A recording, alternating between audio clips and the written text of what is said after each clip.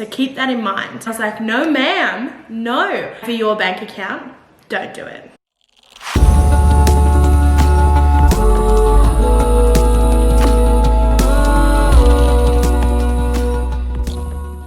Good afternoon guys, happy Sunday, welcome back to another vlog. I hope you guys have had a really good weekend. So last Sunday when we uploaded our vlog for Sunday, it was our wedding planning series officially, and we started it with our first wedding planning session, and we did our seating chart, and you guys loved it, absolutely loved it.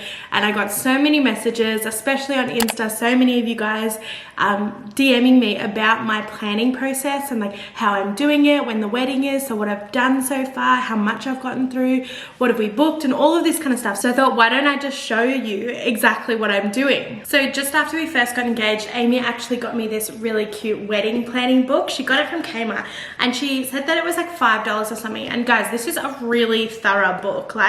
This is what I've been using so far, and it has everything. So it's got all of these tabs down here, and then halfway through the book as well, you get a whole nother set of new tabs. So it really does help with planning so many different things, and ask questions that we didn't even know that we were supposed to be answering, just a lot of stuff that we didn't know about. So far I have been using this book, and it is really good, and I'm gonna keep using it. But when we started to actually get into the planning, I was like, you know what, this book doesn't really cover everything that we need, and then there's a lot of stuff that it covers that we absolutely don't need as well. So I wanted to make up kind of my own planning documents, so that they were specific to me and everything that I would want on the list, so I know that I wasn't missing anything or I wasn't skipping things. There was a lot of blank stuff that we were leaving in here because we just weren't doing that, or it wasn't specific to us. So I thought I would show you guys the documents that I'm actually using that are really specific to me, and if you stick around to the end, I'll actually tell you how you can get your hands on exactly these ones.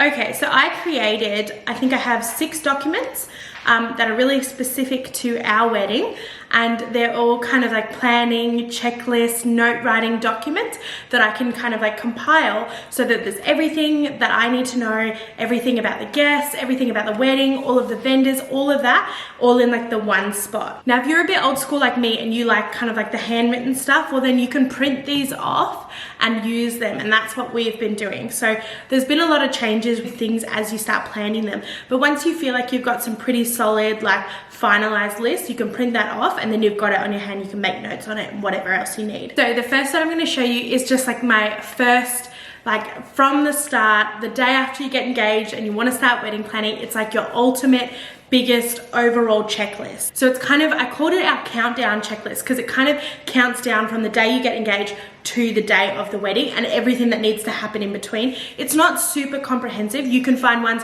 with so much more information and so many more things, but as I was going through them, a lot of that information really wasn't relevant to us, kind of like the book. So I was like, you know what, I just want to make my own so that everything on this list is exactly what we want and what we're going to do, and then I can tick it off that way. So let's have a look. So our first one is the wedding countdown checklist, and at the top it says for the wedding of, and you can put yours and your partner's name. Then it breaks it down into 6 different sections, okay? So the first one, which is the one where I'm at, this is the stage that we're at, and it's the 12 months to go.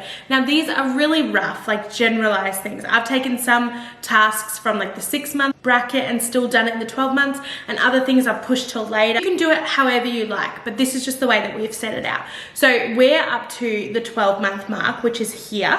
So we've announced our engagement, we've chosen our wedding date, we've set our budget, we've chosen our bridal party, and we've viewed a lot of reception venues, and we've picked our exact venues. So that's everything that needs to be done in the 12-month mark.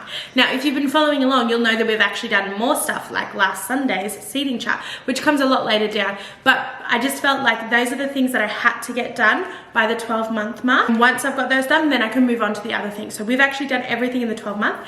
Our next one, which will be around the December, January mark for us, is going to be the 9-month one, which is over here. And that is when we're going to start shopping for a bridal gown. We're going to be ordering our invitations and finalizing those. We're going to be finalizing and booking in absolutely deposits paid and everything for all of our vendors. So that's like your external caterer, external decorations, any staff hirings you need, that's entertainment, photographers, videographers, all of that. That was really important for us to get booked and like done and settled on at the 9-month mark, because, and this is a bit of a tip for you guys, if you guys are planning a 2021 wedding, that is super, super exciting for you guys, but just know that everyone who had a wedding in 2020, not everyone, but most people had to cancel it and rebook or reorganize for a date in 2021. Or maybe 2022, but a lot of them moved to 2021.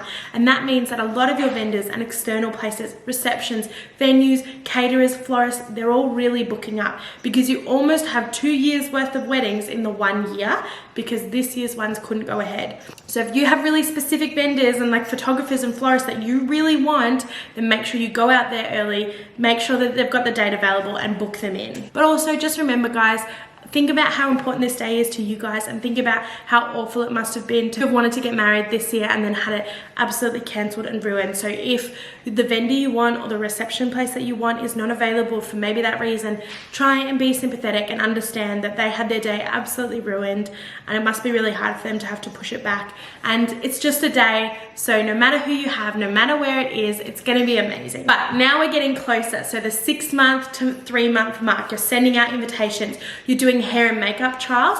In a lot of the lists that I saw when I was making my own, the hair and makeup trial was like the week of the wedding, or like the month out from the wedding, and I was like, no ma'am, no, I do not want to have that close to the wedding date, because what if it's a no-go? Like, what if it's not good? What if you need to go back to the drawing board and you're not happy with it? Like, I had to move mine a lot earlier than the month out, because for me that just wouldn't work. At this point as well, this is kind of a fun one. This is when you kind of get to start planning your honeymoon as well, or whatever celebration or vacation or holiday that you're taking after your wedding. So obviously for us, we wanted to have the most epic honeymoon. The honeymoon's probably almost even better than the wedding. It's not, but for us, because we travel so much and we are obsessed with travel and it's our favorite thing to do. Because again, a lot of the other lists, they were saying things like booking your flights like a year out, and I was like, no, don't book your flights 1 year out, please, for my sake and for your bank account. Don't do it. And then you get to the end, it's like the last month and the week leading up to it, you do the final little bits, like the final seating plans, double checking with all of your vendors. Make sure the month before your wedding, you were calling every single one of your vendors and double checking, getting it in writing, that they have the right date, the right address, the right time, okay? Because you do not want anything like that to go wrong on the day. And then the week of, you're getting your manis, you're getting your pedis, you get a tan, you're gonna finish off your vows, all of that really fun, like pre-wedding stuff. Okay, so the next one is your checklist for your vendors, okay? And if you don't know who I'm talking about, this is your caterer, your celebrant, your florist, if you have a wedding planner, things like that, the cake designer, all of those kind of things, the external people that come to your reception or your venue to put everything together, they're called your vendors. These are probably, I would say, the hardest thing to organize, just because there's so many separate different components. So if your reception or venue place has a list of vendors that they've worked with in the past, and a lot of the time you actually get a discount for partnering with those ones. They know the setup, they've been there before, they know the reception staff.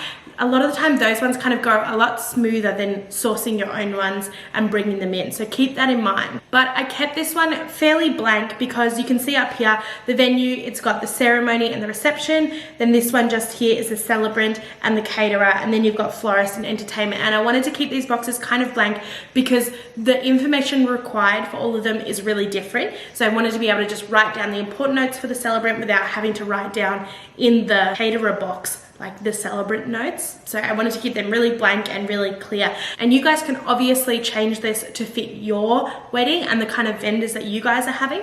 So, but these are just the ones that I wanted to put down for me. Okay, so our third one is probably the biggest one, and the one that you'll probably reprint and change and make so many different copies of. But this one is super easy. I wanted to keep it plain again, but make sure it was really clear, really easy to read, and had all of the information that you would absolutely want on this one.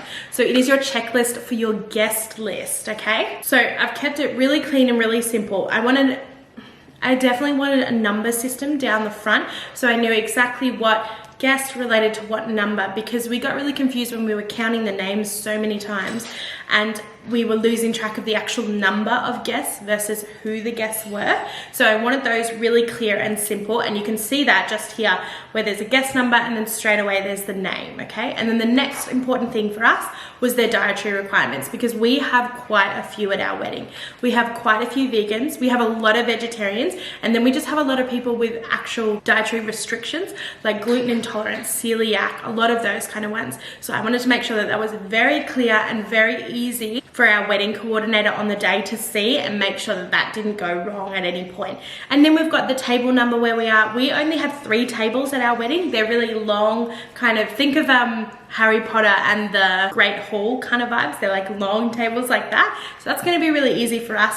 And then we've got if they've RSVP'd and if they brought a gift as well. And so you can print off. Now, depending how big your wedding is, we're having 90 guests, including ourselves. Depending how big your wedding is, print off as many of these pages as you want, because the guest list can just keep going and going and going and going. Okay, now your 4th one kind of steers away from the wedding and more towards the honeymoon. In fact, it is the honeymoon.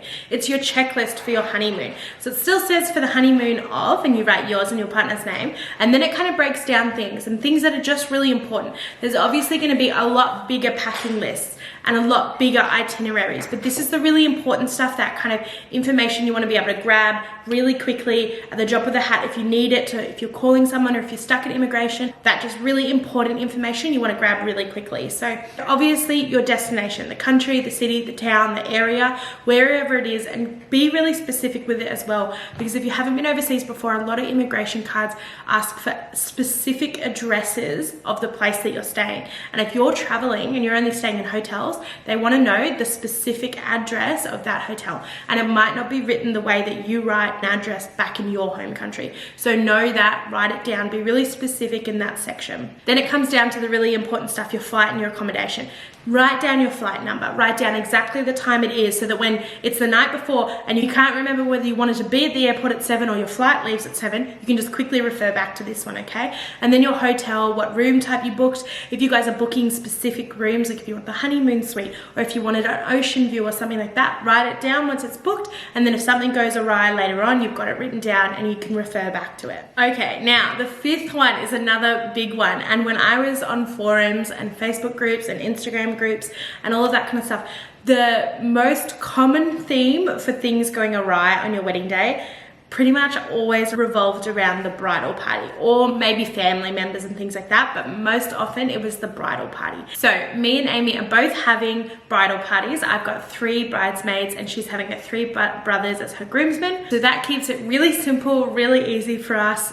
We don't think we're going to have any hiccups with that, but I know that it can be a lot more complicated than what we're having. So I made this one here. It's your checklist for your bridal party, okay? So for the wedding of, yours and your partner's name, your name for the bride or the groom, and then vice versa. And then down below it, you've got your bridesmaids and the groomsmen, or whatever you want to call them. You can call them your maids of honor, you can call them the bridal party, whatever you guys want to do is okay with us. So call them whatever you want.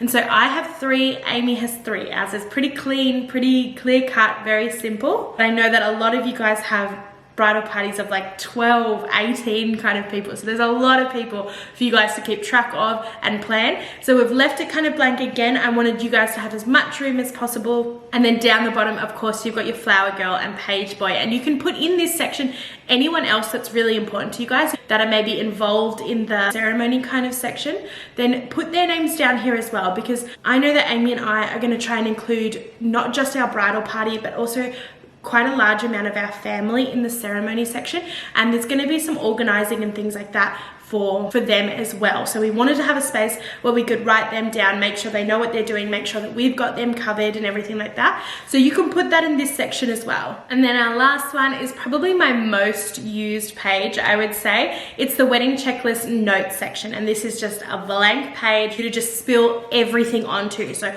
all of your last minute notes, all of the last minute checklists, lists and things that you need to tick off, writing down numbers when people are calling you on the phone, all sorts of things, emails, to-do lists, all of that, just like throw it onto these pages. And again, you can print as many of these as you want. This is by far my most used one, second to my guest list. but I think a lot closer to the wedding I'll be using this one a lot more. So I've printed off quite a few. I think I've got like 10 or 12 of these pieces of paper, just so I have them all there. They're stapled together so I can flick through them. I've got everything there, and it's just to throw all your ideas on so that you can get them out of your head and like kind of just reduce your stress levels. So having just a blank notes section in my planner was an absolute must, because there's so many like outlying things that you just need to write down or make sure that you've got written down, and they just don't fit into any of the other checklists. If you haven't already figured it out, I have linked the PDF documents for you guys to download for free, all on your own, and then you guys can customize them yourself, make them more specific to you guys, or you can leave them as they are. Use them to help you guys plan your day and be a little bit less stressed and a bit more organized. I've linked it in the description box down below, so go down there. It is completely free. There's no affiliate, there's no spam, there's nothing you need to sign up for. It's all for you guys. It's just the free document I've linked there, because I know I've really been searching for one that was specific and good for me, and I couldn't find it, so I was like, you know what, I'm gonna make one. And if you guys like this one and it works for you, then that makes me really happy. But I just wanted to quickly show you. Pink isn't quite your vibe, then I went one step further and I made it also in mint for you guys as well. Having a look here, you can see it's the wedding countdown. It's also got the vendors, it's got the exact same ones, the guest list, the honeymoon planning, the bridal party, and the notes page. So all of that is in this really nice light mint color. So print them off, keep them as a PDF, insert them into your Excel spreadsheet, do whatever you guys like with them, whatever works for you, but I've linked it down below and it's all for you guys. So if you're enjoying the wedding content, then let me know, because I'm loving showing you guys it, and it looks like a lot of you guys are enjoying it as well. So stay tuned, there's gonna be more coming. Give it a thumbs up, let me know down in the comments what you liked, what you didn't like, what would definitely work for you guys, and what you guys have been planning for your wedding, because I love hearing about everything wedding related. Otherwise, I'll see you guys on Tuesday.